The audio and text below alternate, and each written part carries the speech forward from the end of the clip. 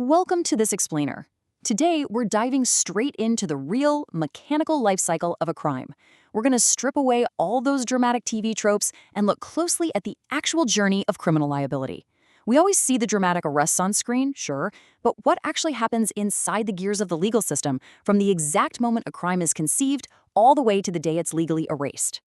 Here is our roadmap for today. First, we'll figure out who gets blamed. Then, we'll look at crimes that fail, break down the science of how sentencing actually works, explore how punishments can change midstream, and finally, watch how a crime ripples outward until the legal system eventually lets those ripples fade entirely. Let's get right into it. Section 1. Who is to blame? Diving right into Chapter 8 of our source material, we have to ask a foundational question. Who exactly is on the hook when a law gets broken? Think about your basic assumptions for a second. Is the getaway driver just as guilty as the person actually robbing the bank? It's a great question because it highlights exactly how the law categorizes roles. You absolutely do not have to be the one pulling the trigger to get tangled up in the whole shebang. Criminal participation goes way beyond just the primary offender. So, the law draws a super sharp line between the different supporting cast members. You've got your co-offenders. They're basically sharing the main stage, directly cooperating to commit the act. But accomplices, they intentionally aid, abet, or incite the offender from the wings, usually before or during the crime. And here is the kicker. You literally cannot become an accomplice after the fact. If you hide someone after the deed is done, you haven't aided in that original crime. You've just committed a totally separate offense called harboring. Moving on to Section 2, the almost crimes. Let's jump into Chapter 9, which covers some really fascinating legal territory. We're talking about inchoate offenses. Basically, what happens when a criminal plan spectacularly fails. Well, the law doesn't just wait around to punish a bloody outcome. It actually punishes the dangerous intent. So things like attempt, conspiracy, and incitement, they are all totally punishable, even if the target doesn't get a single scratch. But there's a catch. That intent has to cross a very specific legal line. Because obviously, you can't just arrest someone for having a dark thought, right? And that brings us to the unequivocal act theory.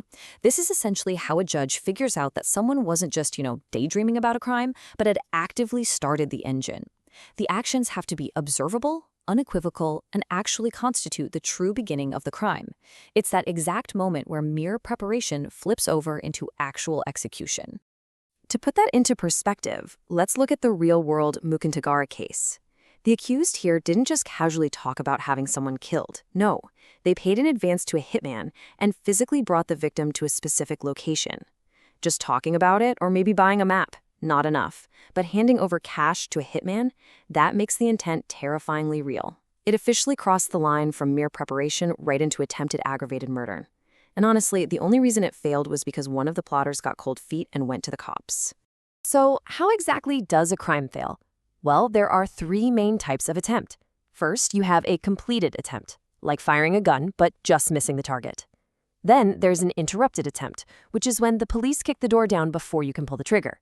And finally, my personal favorite, the impossible attempt. This could be a factual impossibility, like trying to shoot a mannequin in the dark thinking it's your enemy. Or a legal impossibility because, well, you literally cannot murder someone who is already dead. The act itself was a total bust, but that dangerous intent, that still gets punished. All right, let's get into Section 3, the science of sentencing. So what actually happens when the gavel finally falls? How does the law measure the weight of a broken rule? A sentence is never just some random number pulled out of a hat. When we look at Chapter 10, think of the judge holding these massive scales, constantly trying to balance four competing goals. They have to weigh retribution, restoring the legal balance, against deterrence, to scare off future offenders. At the same time, they're aiming for prevention to reassure a worried public, while somehow also trying to manage rehabilitation for the actual human being standing right in front of them. It's quite a juggling act. And that exact balance dictates whether someone gets years in prison, a massive fine, or mandatory community service. And to strike that perfect balance, the legal system uses a sliding scale. Prosecutors have to prove aggravating circumstances beyond a reasonable doubt to crank up the penalty. We're talking things like repeat offenses, extreme cruelty, or an abuse of power. But on the flip side, the defense is going to argue mitigating circumstances to soften the blow. Was the offender a minor? Were they severely provoked? Did they offer a sincere guilty plea right out of the gate? These factors literally pull that final penalty up or down. Which brings us to Section 4, Modifying the Punishment. Let's look at Chapter 11 and see how a sentence can actually shift and change, even while it's actively being served. Modifying a punishment can mean getting a fully suspended sentence if it's your first offense, or if you're already behind bars, getting released on parole. But listen, getting out early is definitely not a given. It's a strict mathematical formula paired with proving you've truly changed. First, you have to demonstrate rock-solid good behavior and make serious pledges of rehabilitation. Then, the math kicks in. If your sentence is under 5 years, you've got to serve at least a quarter of it.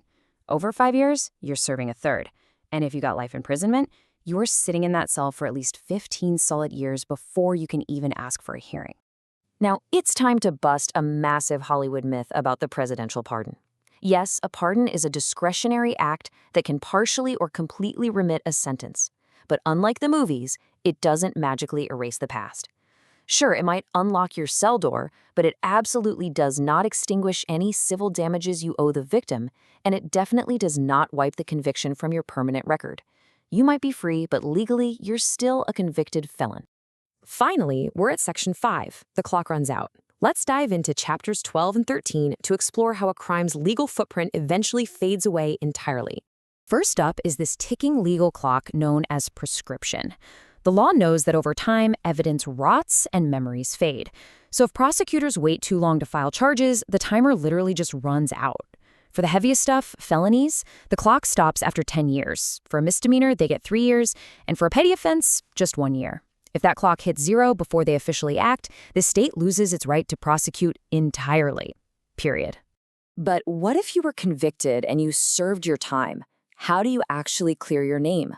Well, while a pardon just stops the punishment, rehabilitation is how you earn a totally clean slate. If you can prove 5 to 10 years of absolutely flawless good behavior after your sentence, you can get the conviction legally erased for the future. And then there's the ultimate legal eraser, amnesty. Usually passed by a sweeping law, amnesty completely extinguishes the offense. It removes all consequences immediately, treating the crime as if it literally never happened in the first place. Pretty wild, right? So as we wrap up this explainer and look back at this massive machinery of participation, sentencing, and extinction, it really challenges how we view the whole system. From the getaway driver sharing the blame, to the precise math of a parole hearing, to the absolute blank slate of amnesty. It really leaves you wondering, is true justice ultimately found in the severity of the punishment or in the grace of the pardon? Let that sink in. Thanks for joining me today, and keep asking those big questions.